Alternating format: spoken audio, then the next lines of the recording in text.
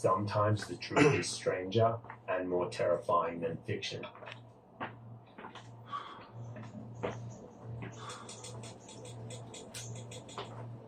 On the evening of September 2nd, 1994, 27-year-old Mayumi Arashi left her parents' house in Sumida Ward in Tokyo to meet up with an old friend. She had recently moved back in with her parents so they could help her look after her 1.5-year-old daughter while she recovered from her difficult C-section. Mayumi had been acting a little nervous that day, but other than that, nothing was out of the ordinary. She put on a casual outfit and took with her only her keys, wallet, and cigarettes. Nothing to indicate she was planning to be gone for very long. But Mayumi never came home that night. Mayumi's family was extremely worried. Her older sister Yoko, who was unmarried and also lived at home, was particularly upset and led the search. Yoko got in touch with the classmate Mayumi said she was meeting up with. The classmates said they had never made plans to meet up. The Arashi family filed a missing persons report, but the case went cold, and sadly, Mayumi never turned up, dead or alive. 17 years later, in October 2011, the Arashi family appeared on the TV Asahi program Super J channel to share their story in the hopes of uncovering new leads.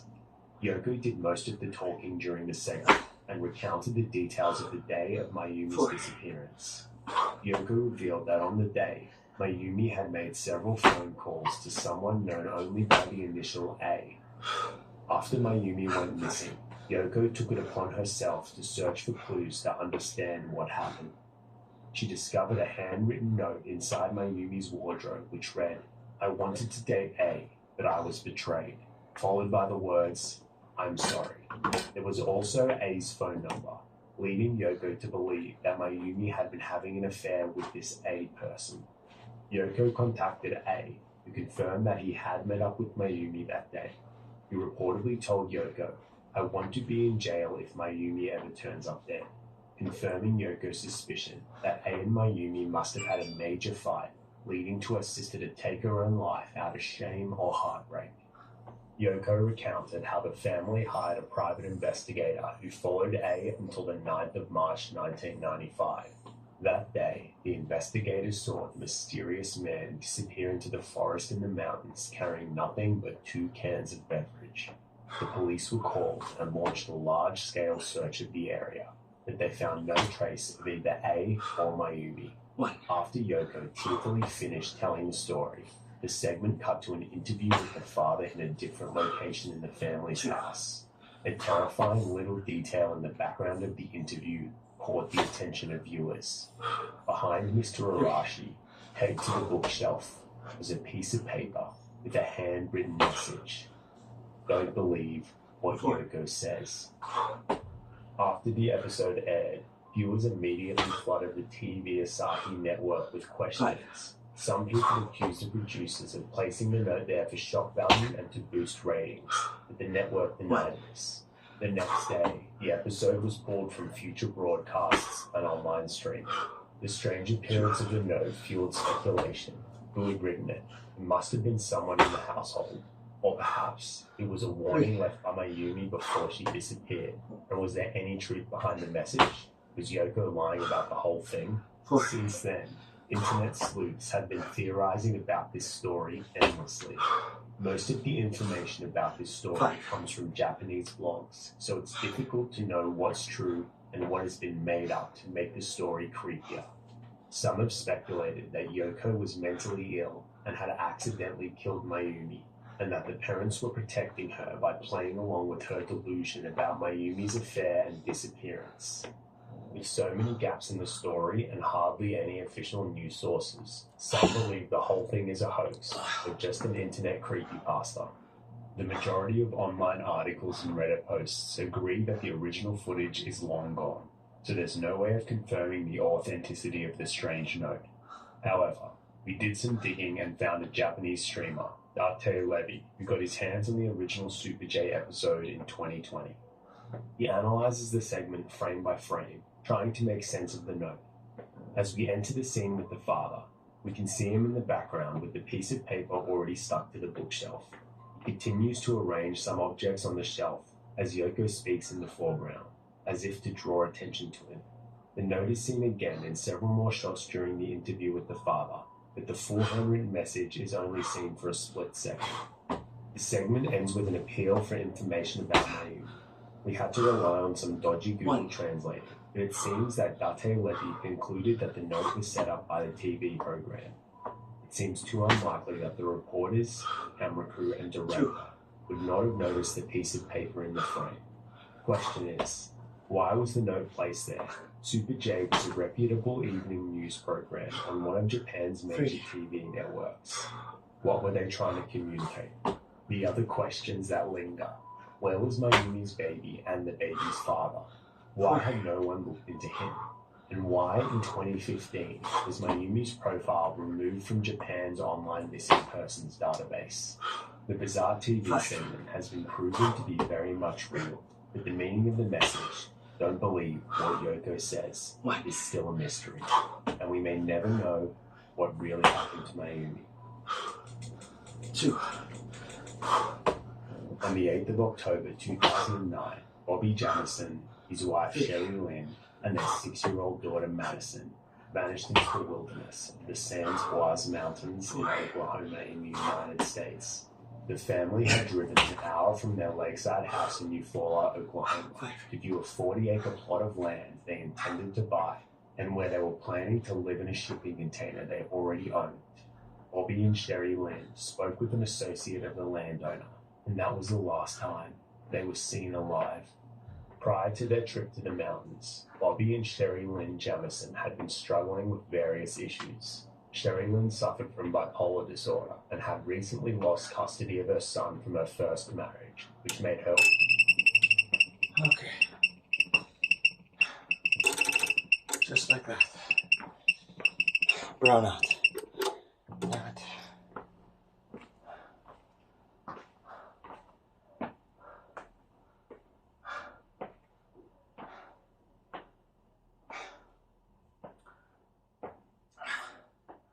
I shouldn't be surprised. At least it's still on. Let's just do the burpees. 1. Yeah. 2. 3. 4. 5.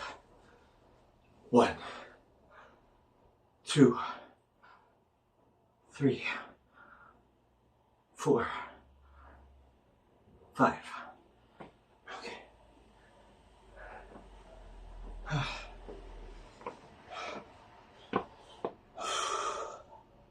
The surroundings, but they found nothing. Security camera footage taken outside the Jamison house was obtained. On the day they left for the Sans Bois Mountains, Bobby and Sherry Lynn were seen making several trips between the house and the truck as they methodically packed for the trip. It's hard to tell in this low-res video, but according to Sheriff Israel Shonk, the Jamisons made 20 trips back and forth and appeared to be in a trance. In one clip, Sherry Lynn was seen placing a brown briefcase in the truck. However, the briefcase was never found in the truck or in their home. The .22 caliber handgun registered to Sherry Lynn was also never found. 4 years later, in November 2013, deer hunters in a very remote location deep in the Sans Bois Mountains discovered the skeletal remains of 2 adults and 1 child lined up and side by side with their faces down. They were found about 4.3 kilometers or 2.7 miles away from where the Jamisons' truck had been abandoned. Forensic testing confirmed the remains were the Jamison family, but due to the extent of the decomposition, the cause of death could not be determined. The deer hunters believed there was a bullet hole on the skull. The autopsy report stated the hole was caused by animal predation. Police were completely baffled by the case, and to this day, we still don't know what happened that led the Jamison family to their demise. There are plenty of theories, but none offer solid explanations for the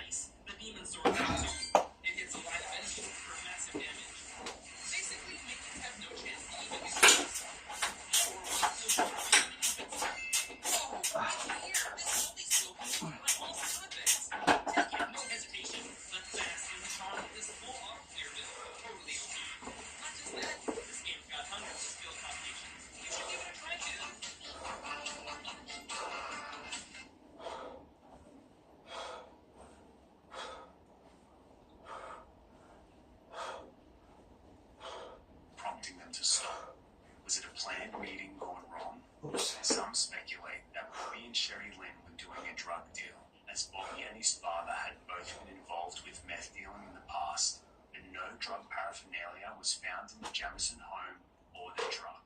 Would the couple really have brought their young daughter along to a drug deal? Others theorize that the family got lost during a hike, though this seems unlikely given Bobby's back problems. Sheriff Beauchamp believed that the Jamisons may have been scammers and got involved with dangerous people. But apart from the $32,000 in cash found in their truck, there's not much evidence to support this, although none of their friends or family could explain where they got the cash. There's also the theory that it was a murder suicide.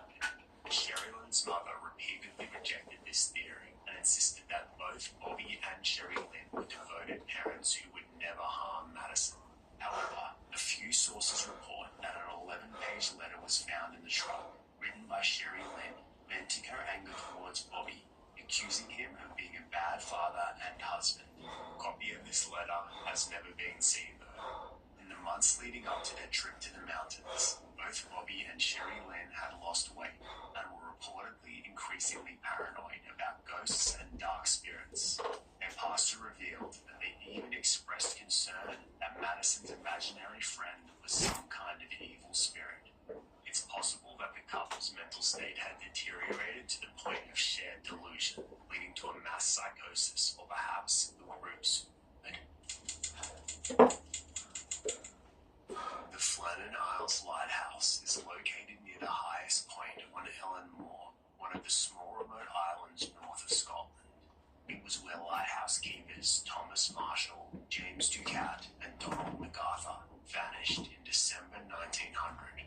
The first sign that something was wrong was on the 15th of December 1900, when the steamship Arctic passed by and reported that the lighthouse was dark despite the poor weather. The Northern Lighthouse Board dispatched the vessel Hesperus to investigate. The Hesperus arrived at the Flannan Isles on the 26th of December, Boxing Day. Immediately, it was clear something was amiss. There was no flag on the flagstaff. Provision boxes hadn't been left out for restocking, and most unsettling, none of the lighthouse keepers appeared to greet the crew. Captain Jim Harvey blared the ship's horn, then sent up a flare, hoping to alert the three lighthouse keepers, but silence. Relief keeper Joseph Moore rowed ashore and climbed the 160 steep steps up to the lighthouse, dreading what he might find. The main gate and the door were both shut, and the kitchen door was left wide open. Inside, the clock had stopped working, the fire hadn't been lit in days, and all the beds were empty and unmade, as if the three men had woken up and walked away. Hung up on a hook in the entry hallway was a single set of oilskins, meaning one of the three men had gone outside into the brutal winter winds without his weatherproof coat and boots. The crew searched the island for any sign of the keepers. There were absolutely no clues to their whereabouts. They did discover an unusual scene of significant damage on the western landing. Turf had been ripped up. The iron railway track used to transport supplies had been wrenched out of the concrete. The iron railings were bent. A wooden crate full of supplies was broken with its contents strewn everywhere, and a rock weighing more than a ton had been dislodged. Robert Mule.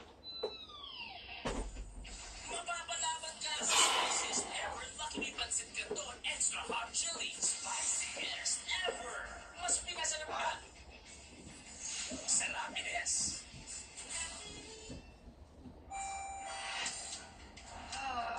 Can't banking just work? With better savings interest? Well, check the offer. I use a debit card right now. Go.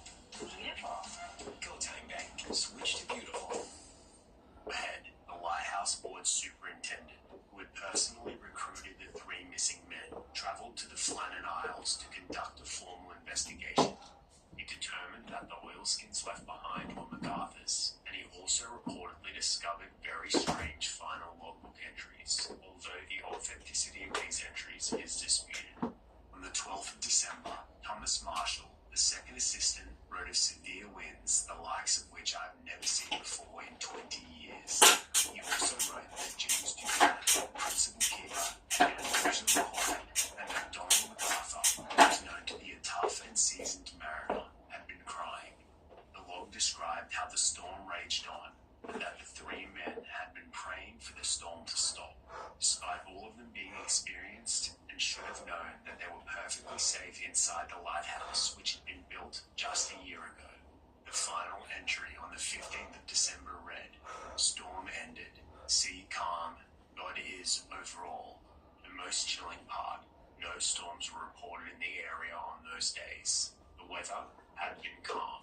Mew had concluded in his report that the three men must have been trying to secure that supply crate on the western landing when they were knocked down and swept away by a large rogue wave. However, there are still many unanswered questions. Why had the bodies never washed ashore? Why did all three men go down to the landing and leave the lighthouse unattended? A violation of the strict rules and regulations. Why was MacArthur in such a rush that he would run into the bitter cold December weather without his coat? All three of them would have been able to judge the danger of the waves so strong that they could move a 1-ton rock. So what was it that drove them to go out there? What had terrified them or compelled them to risk their lives? Was there a more sinister explanation? Had they been attacked and abducted by someone or something? Or was there a dispute between the men that could have escalated to murder? Thanks for watching this Halloween special. And don't forget to like, subscribe, and share your theories in the comments.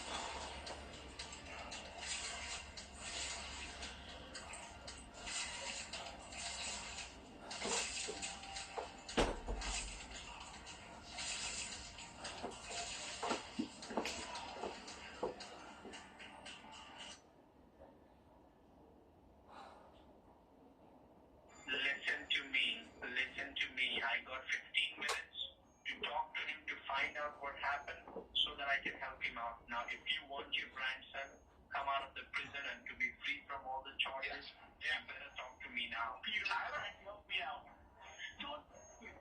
Tyler, yes, Grandpa. Is that you?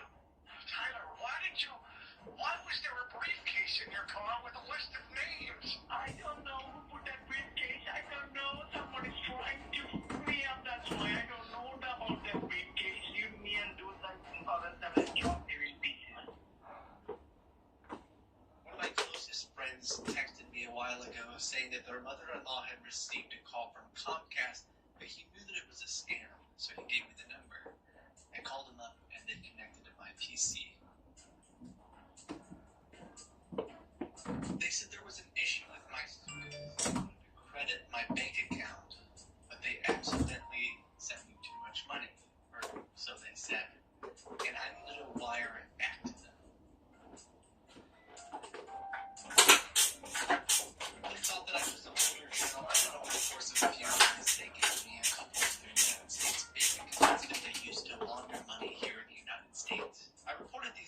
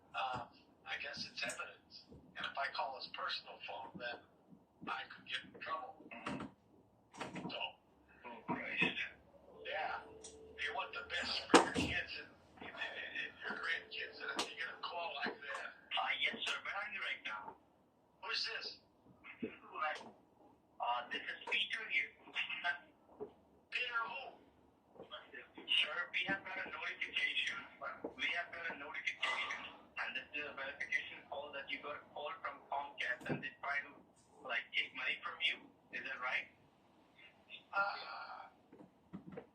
I owe him some money. Did you got any call from Comcast? Did you got any call from Comcast? They try to take money from you or something like that? Well, I owe them some money, yeah. Okay. So how are you going to return the money? We are from the investigation department. Corporate Commission Investigation Department. Oh, wow. We have got a notification mail from Comcast about the recovery. We have checked it. Call me in half an hour. No, I need to know how you're going to make the payment back. How are you going to return the money? Okay. Well, I offered to send it to his bank account, but he didn't have an account that he could accept $8,000 into. So I asked him to give me an account in like a Bank of America, Chase, something like that, and I'd send it to him right away. But I never got anything. So. Well, I mean, why don't we do this? Since you work with, sorry, was it the FTC? Federal Trade Commission. Okay, so you work with the FTC. Can I send the money to you? Can I wire money to the FTC and then you just handle the rest? Because I don't want to deal with them anymore. They're so annoying. In fact, why don't I just write a check to you guys? Possible. Do you have, or can I give you right now? Can I give you my credit card? No. All right. If you have a debit card, then you don't need a cash. Just tell me before I close the deal. You got to see me I'm dealing with something right now. You're gonna have to call me back. I'm kind of dealing with something right Sir, now. we have to. My grandson's in prison, okay? Okay. It's not the right time. I'm dealing with something very important. I just got a call from somebody saying that my grandson's in prison for something he didn't do, and I don't want to deal with you right now. You understand? Sir, I'm aware of that. That is You're gonna have to call me back. Sir, grandson is in the prison for this reason. So if you return 8,000 back, It's something completely unrelated. It's completely unrelated. who told you about this? Oh, some hotshot lawyer from New York City called me. I'm sorry. Don't cry. Calm down. He says that he was involved in some kind of accident and now he's in prison, even though it's not his fault. And I have to help him, okay? GoDaddy has the domain to make it happen. You're a search away, so go ahead. Give your ideas or address. Find your domain at godaddy.com.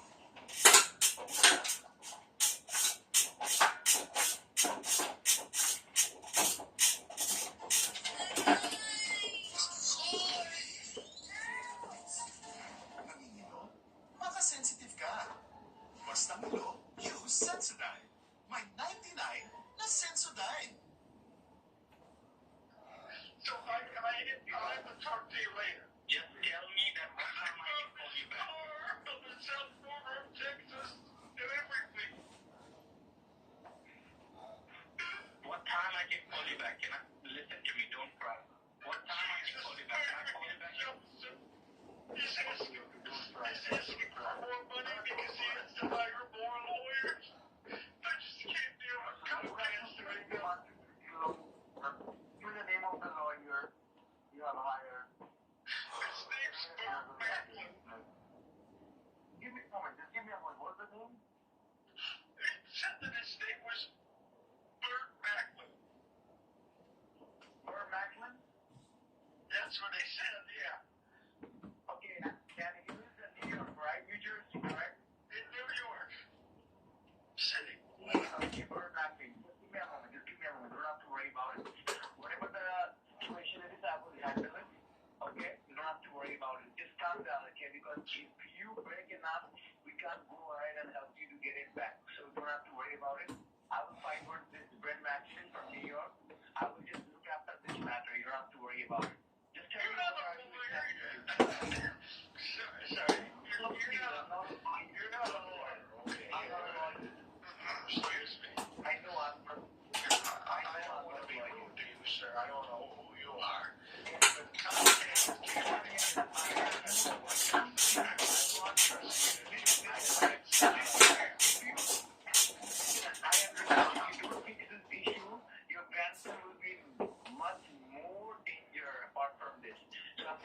to help you so that you won't get into suffer for this. I'm just trying to help you out, okay? I don't know what to say to you. Who is this, by the way? Who am I talking to? This is the senior manager from Comcast because this has been already been notified. I don't really want to talk to Comcast. I prefer to talk to the FTC. This is the FTC guidelines because you had a word with the Comcast and that's why we have been giving you a call Can from you the put me FTC. back on? Is the FTC guy still up? Is this a conference call? Where's the Give me FTC? a moment. Just give me a moment. Yeah, I will put it to you. Hey, no problem. Oh, yes, this is the FTC manager from Helpview. Oh, hey, so listen, I know this is kind of a long shot, but since you work for the government and all, is there any chance you can you might be able to help me out with my grandson? Definitely. We can talk to the authorities there in New York and we can find out what happened and we can talk to the senior authorities and we can sort it out. Okay. We'll find a conclusion. Okay. But before that, you have to cooperate with us. Well, I want you to know This problem. if it's a money thing, that's no problem. I'll wire. You know, Let me find out. when I spoke with the lawyer's assistant, she said that I was going to need to wire some money because they had to hire some people to do it. I'm just waiting for them to call me back, but they're not coming. So, I have no problem paying legal fees. I just want to make sure he doesn't spend time in prison for a crime he didn't commit. Okay, let me talk to our lawyers and the head sheriff lawyers in our department, and I'm gonna tell him to find out what's going on and his name. I'm gonna send his details to New York City to our head authorities, and they're gonna find it out in the next 30 minutes what's going on, and then we'll see what we can do with the kids. I've already notified Mr. Andrew Cuomo, the governor of New York. We are in a conversation with him. Very soon I can get a line with him. Once I get a hold of line with him, I will explain you all the problems and I will tell him your grandson's name and everything. He's the governor of New York. Governor. Kimo. We had notified, but he is busy in something. So we're gonna get in line very soon. Once you get a line with him, I will explain him everything and he'll take care of it. Sir, you have $7,000 cash, right? No, I had to FedEx that to the lawyer in New York City. I put it in a box. Did you FedEx it or not? You have it in the box, right? Oh, I already sent it to the lawyer. He said that. You already That was for a down payment. Yeah. Yeah. All right, so right now you don't have any cash, right? I'm just waiting on the lawyer to get back to you about the bank account to wire the rest. So listen to me. Now it's getting late. You need to go down to Rite Aid and get the card so that we can return the money to Comcast. Okay? So why don't you drive down to Rite Aid? Once you reach the Rite Aid parking lot, let me know. What card? Just go down to the Rite Aid store. Okay? Alright, we'll go redeem some cards. We haven't done it in a long time. Now you need to get inside the Rite Aid store and you need to take 4 Target gift cards of $500 each. 4 Target gift cards of $500 each. That will be total of Any updates on my grandson? Sorry? Any updates on my grandson yet? We are in a conversation. We got a line with the attorney. Oh, I'm sorry. I'm actually getting a call from that lawyer. I'm getting a call from that lawyer. I'm sorry. No. I'll have to call you back. Hold on. Sorry? I'm getting a call from the lawyer. Hold on. Sir? Okay, I'm holding the line.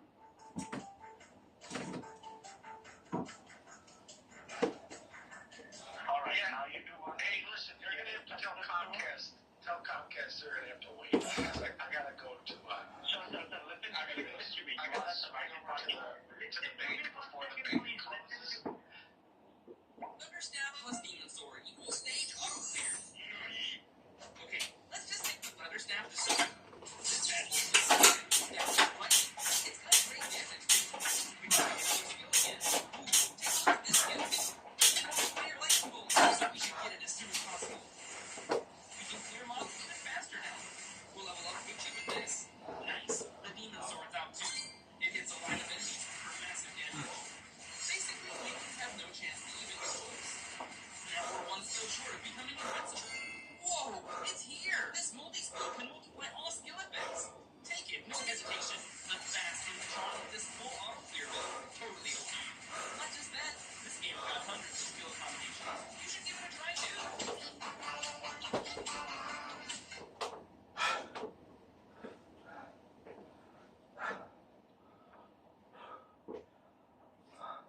cross.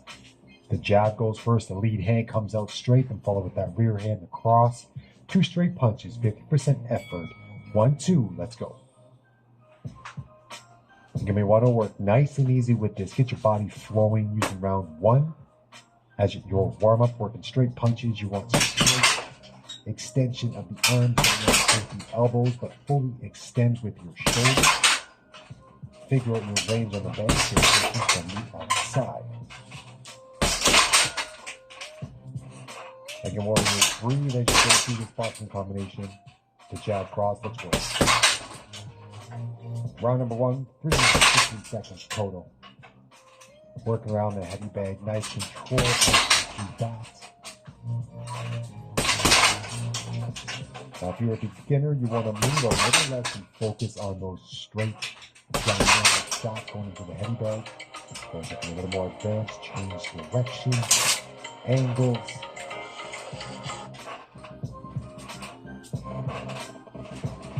Always keep the motivation up by working the heavy bag with those strong shots. Remember, we're working with those combos. We're going to work off of this routine as we go through it.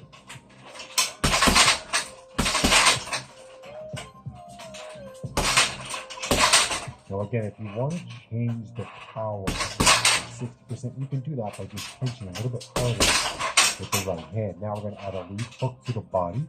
So it's a jab, cross, keep that right hand high as you drive that left hand up through the heavy bag on a 45-degree angle. That's the 1, 2. That's work. Let's go. 2 minutes to go.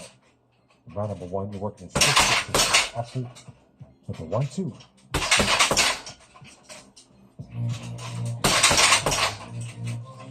Nice slips in between. You're always thinking about defense, stuff coming back at you, so you keep that nice high guard with your body. You see my heart rate is now at 147, 143. Maintain this as we build in round number 1.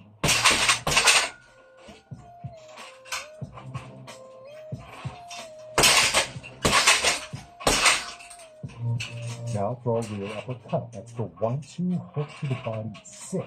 The 1, 2, 3 body, 6. A jab, cross, and hook to the body, 45-degree angle, and a nice hit to throw the rear uppercut. Then number 6, scrape the bag, and 6. 1, 2, 3 body, 6. Showing different angles on these heavy bags. You can see it from both sides. And of course, shadow boxing as well. Come on, keep the flavor. Change it up in combos as you are told to do so.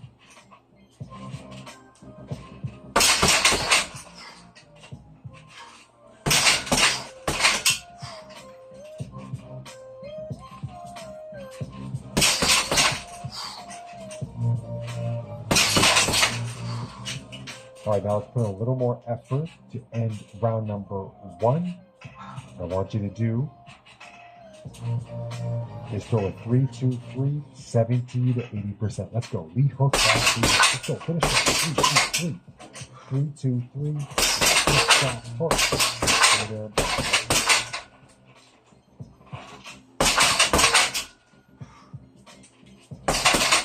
3, 2, 3.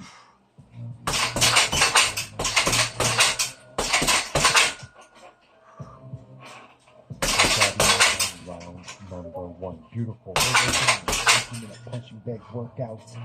Finish it strong, getting it done.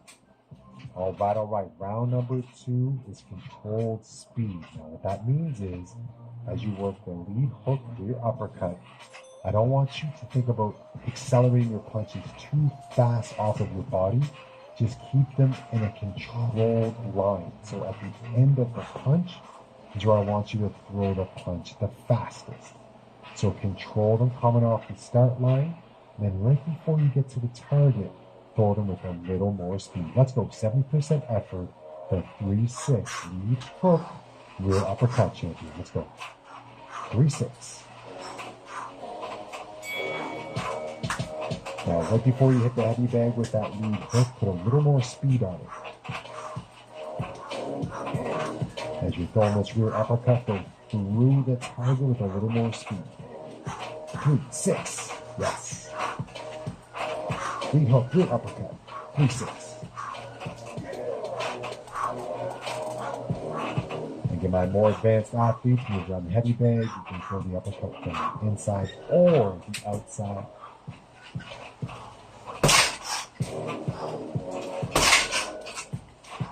Again, this is a very good rotational combination of working with boxing training, going from the inside to the rear side, turning over, and then looking up. Great way to develop power. When the knockouts happen, I'll be the uppercut. Now I'm going to double jab. So again, 7% effort. It's a lead hook, rear uppercut, sticking with the double jab. Let's go. Back, down. 3, 6. Double jab. Now again, the double jab, you can move to your lead side, you can move to your rear side as you throw it, and of course you can move straight forward. You can also move straight back. Choose the angle after that. 3, 6.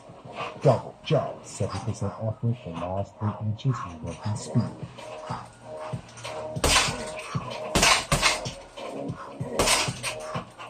Again, I'm working at a controlled pace.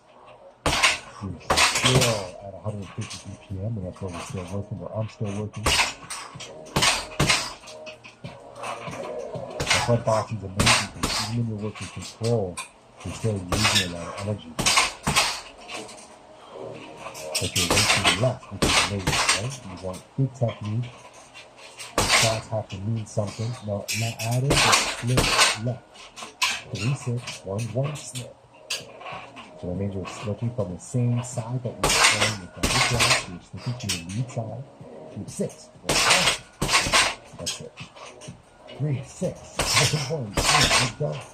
That's a lead hook, rear uppercut. Jab, jab, flip. Change the angle, get back right. Now add some speed into the slip left. In the middle. 1, 1. Slip. That's it. How fast you get over there, the fast you have to get back.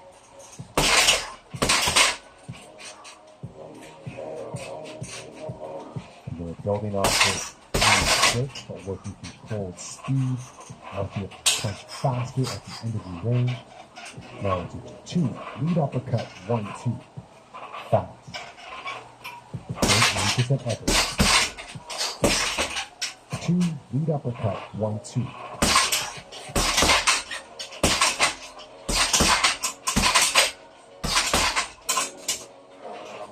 2, 5, 1, 2, 2, 5, 1, 2, 5, 2, 5, 1, 2. Let's go. Now cross, lead uppercut, 1, 2 to finish strong. And round number 2. Good job, you guys. For the 30-second rest before we get to round number 3. This one we're working a little more power. Again, you're calm with this. It's controlled. Think about your power shots as being calm but strong. You're working a jab to the head, across to the body. Take 1 step back after you throw that cross to the body with control and balance. Always moving your head, setting that shot up nicely. We're going to build off this controlled power with the jab. 1, 2 body, so 7% effort. Okay. Beautiful formula punching bag workout. Again, to work on boxing training, to work on your punching bag work. Because of the fact that it's controlled boxing combinations. And these are the best combinations for you to use on the heavy bag. 1, 2 body, 7% effort.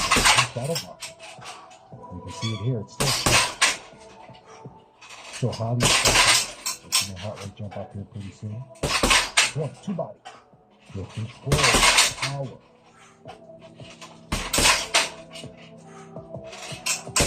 The distance, making sure you can get in there without crossing the body. Good job. To measure the distance. Push off the rear foot to get in. And push off the lead foot to get out. 80% effort, throwing in the lead uppercut. Now crossing the body, lead uppercut, then step back. 1, 2 body. Move away. 1, to the head, 2 to the body, lead up to the chin, move a little.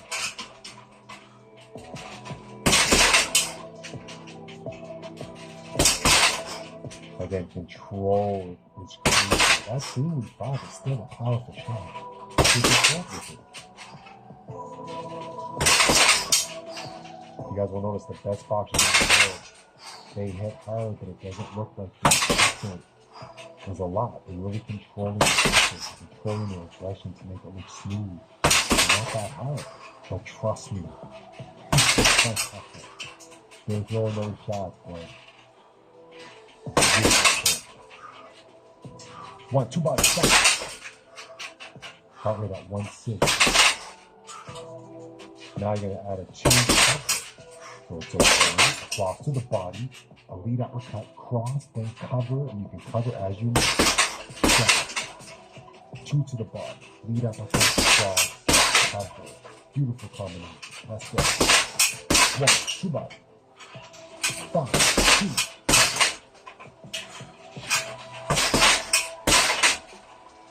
Again, defense after, stay controlled with it. You got it. The heart rate in the end, past 80% of my heart rate max. That's like the fast 65, there it is. 1, 2 body, 5, 2, minutes. 40 seconds to go.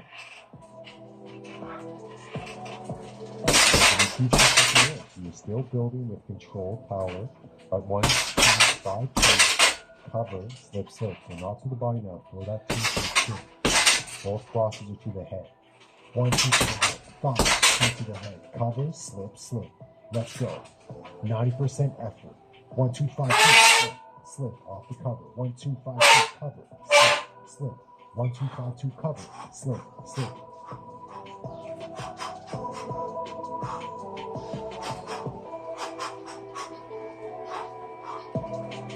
Three, 2, 1. Great job, you guys. We're working. Excellent job. Now, round number 4, I just want you to work on snapping your punches. A quick release. Now that you have the control down, you're going to work a 3, a block to the rear side, then snap the jab. So a snappy lead hook, a fast block, and then a fast jab. 3, block right, 1. That's what it looks like and sounds like. 3, block right, 1. And then again, you can mix up the tempo once you feel like it's snappy. Slow it down, change the tempo, change the pace. 50% effort with your control. Let's go. 3, block right, 1.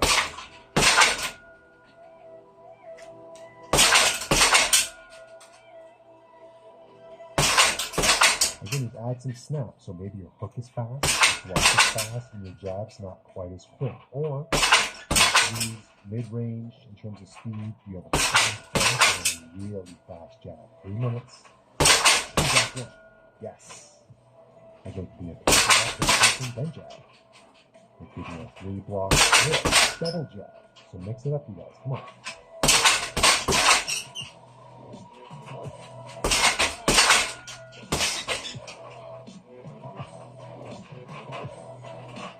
That rear hand is that guard hand.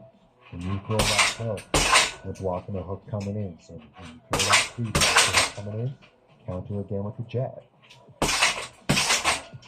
Then now you're going to come back and attack the overhand right. So it's a 3 block 1 overhand. 3 block 1 8. 3 block 1 8. Now I want that 1 8 snappy. 3 block 1 8. That's it. There you go. Again, that 8 doesn't have to be too high over the top. It just has to be snappy, coming down past your chin towards your opponent's chest. So it's coming over the top, but not from a high distance. Pull your left shoulder in the overhead.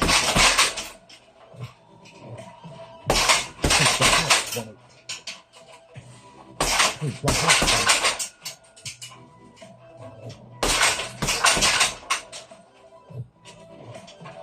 Yes.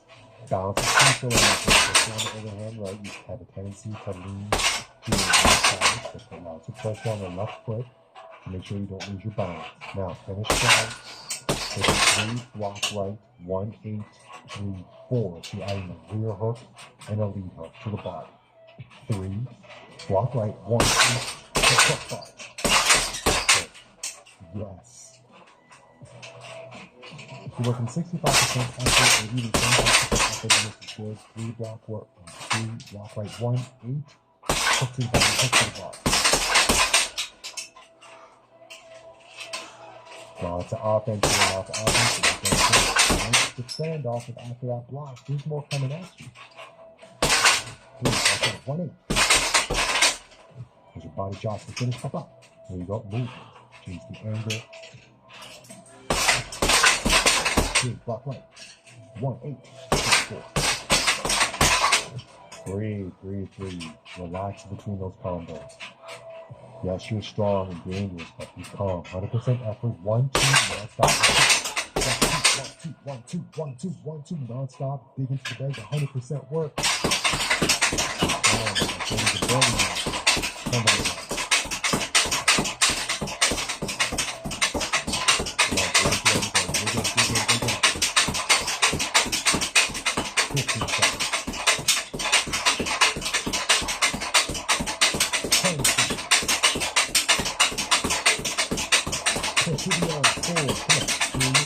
Heart rate 173. Wow.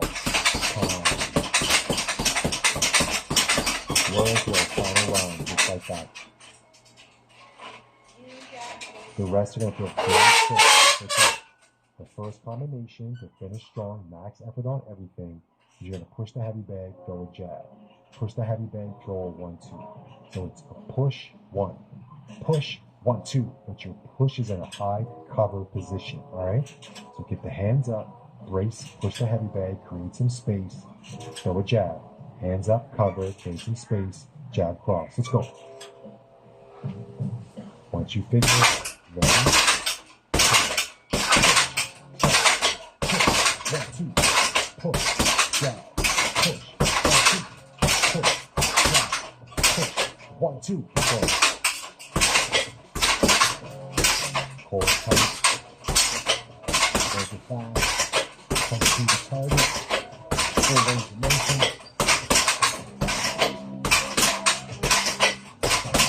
Come on, use your abs and your shoulders get tired. Turn into it. You got this. Come on, guys.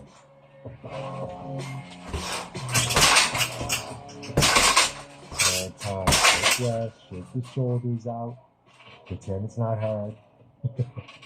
I'm working too. No uppercuts to the body. Just like this. Ready? Let's go. Left foot. Heart rate 152.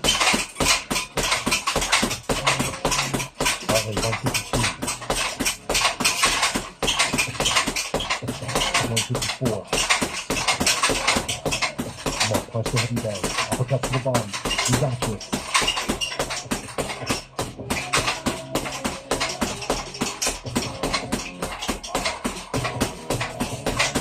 Come on.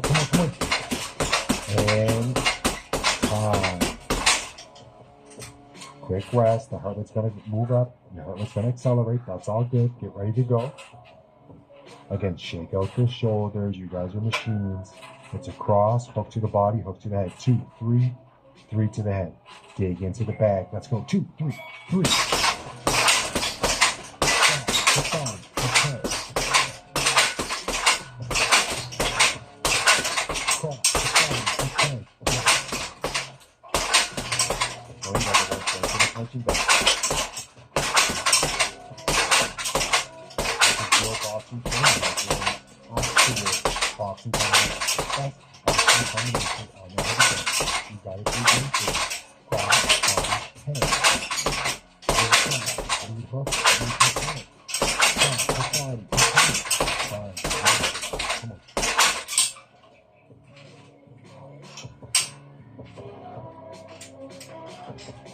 Almost home, you guys. Look at the heart rate. Again, almost maxed out.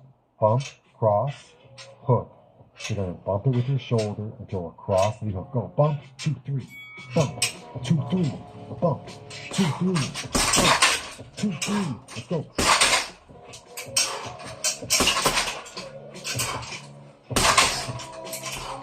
guys. All right, a little push with the shoulder, dig into the back, cross to the hip, bump, 2, 3, bump, 2, 3, heart rate blowing up. And guys, we're almost done with punching bag workout. Let's go. Another boxing combination feels so good. Absolutely amazing, guys. We're gonna go 1, 2s to finish. Ready? Go. 100% effort. 1, 2, 1, 2, 1, 2, 1, 2, 1, 2, 1, 2, 1, 2, 1, 2.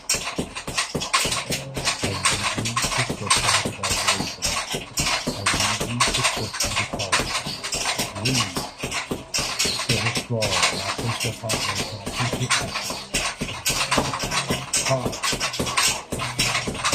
Make sure you work. Wow. Absolutely helps the growth and exposure of this channel. These workouts are hard and they appreciate them. So hit subscribe and notification. Yo, if you want to join this channel as a member and get exclusive access to my premium workouts, make sure you join, which is directly next to subscribe button. I'll see you for the next one.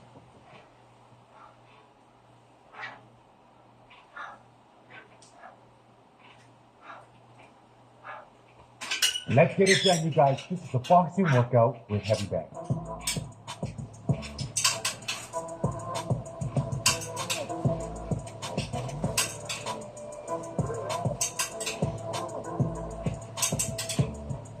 Yo, boxing gloves on. Wrap your hands. Let's get it done. This is an awesome workout to build full body stamina, to work on your boxing aesthetic.